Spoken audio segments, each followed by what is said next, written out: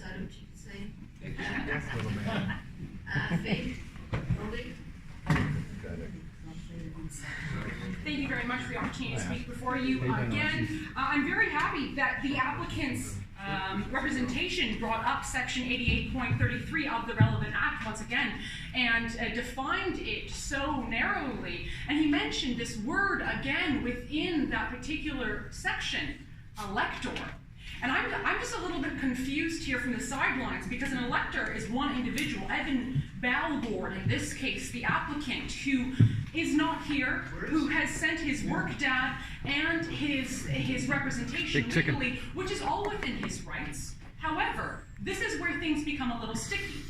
The so-called anti-hate network of Canada has been soliciting donations and claiming responsibility for filing this application. The Anti-Hate Network of Canada is behaving as if this is their application. So my question is, in the committee's wisdom, how are we to interpret section 88.33?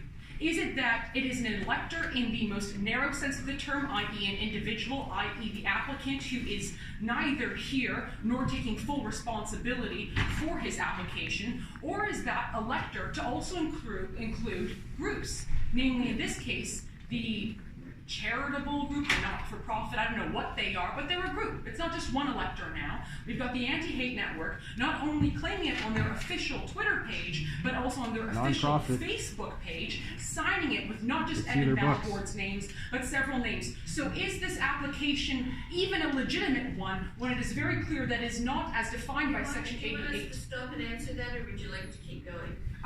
My question is he going to be allowed to answer back here, or is this just where we tie everything up? No, like you asked a question, right? Well, I'd like to leave it with the committee, because I think that their actions have already spoken for it. No, it's rhetorical. I have my answer. They're all taking credit for it, and Evan can't even take credit in as far as being here today. The applicant's legal representation was quite dismissive about the standard of proof, which I find a little rich, considering he's a lawyer within Canada's court system, where we would hope that there should be a standard of proof when reaching some sort of a decision about a ruling. He also said that my points are premature. Fascinating, considering that his application was filed 28 full days before my campaign audit was submitted. Other than that, the applicant's legal representation claimed that I contravened the relevant act, the Municipal Elections Act of 1993-96, because I filed in my campaign audit today and paid the $500. That's incorrect. There is no contravention. I was fully within the grace period of 30+ days from the March deadline, and I paid the penalty, $500, which is customary. It's allowed. As a matter of fact, a tremendous amount of candidates from the last campaign season also filed today before now 2 p.m. I believe about 4 of them were also mayoral campaign candidates. Now I'll leave you with this. Sometimes my big mouth can get me into trouble, but I am happy to say that today it wasn't my big mouth that got me into trouble, but the applicant's legal representation's big mouth that seems to have incriminated all of them. 2 former John Tory employees are what are behind all of this. Evan Balgord, a self-professed special assistant to the current mayor, who was my competition and the incumbent in the most recent election, and now we find out that his legal representation is also, and he just cleverly snuck that in there so that we couldn't scoop him later and tell the world that there's clearly a conflict of interest here. There is clearly a political bias and drive behind this audit. Can you imagine if tomorrow there is some sort of an Andrew Scheer type who wins, okay? And then he sends all of his goofy former hacks and henchmen to go and chase after every single member of the Liberal Party of Canada who had the audacity to run against him. It'd be clown town. That's not democracy.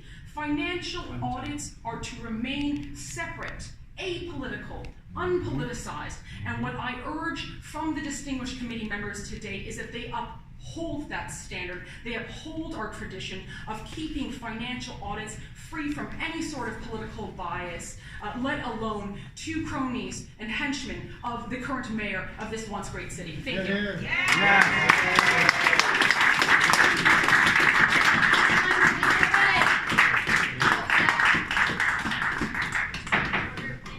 One question I have is, because there is questions about the financial statements, so I'm just wondering if someone on the staff, the elector staff, could verify that these financial statements have been filed, if they could confirm that they have. Through the chair, I can confirm that the election services received Ms. Goldie's financial statements at approximately 1 p.m. today. Thank you. Yeah. Now, is there any other questions of that anybody has of staff here? Okay. One of the things I want to make sure is that we have the correct address for Miss Goldie and It's for. the 212. It's the 212 address. Okay, you've got them. Okay, that's great. A question I have in terms of, I guess it would be for the agent of Elan Olgart. Is your wherever you are, is your client an elector who was entitled to vote in the election? Yes, he was. Okay, thank you very much. Okay, anybody, any questions? Okay, what I would like to do is to, at this point, go into a closed session, and I will make a motion to that effect. The plan would be that we would go into a closed session, we would make a decision, and we would come back and report on that decision. So here's the motion, that the Compliance Audit Committee recess its public session to meet in closed session to deliberate in private on item EA 2.1, which is the only item, the compliance audit application by Evan Olgart for the election campaign finances of Faith Goldie, and to receive advice that is subject to solicitor-client privilege in accordance with the Municipal Elections Act 1996 and the City of Toronto 2006. All those in favor? Or can you move it? Yeah, move it. Second it. All in favor? Okay, so we are now going into a closed session. Okay, so anyone who is not staff or is not a committee member at this point will have to leave. Thank you. Appreciate your cooperation.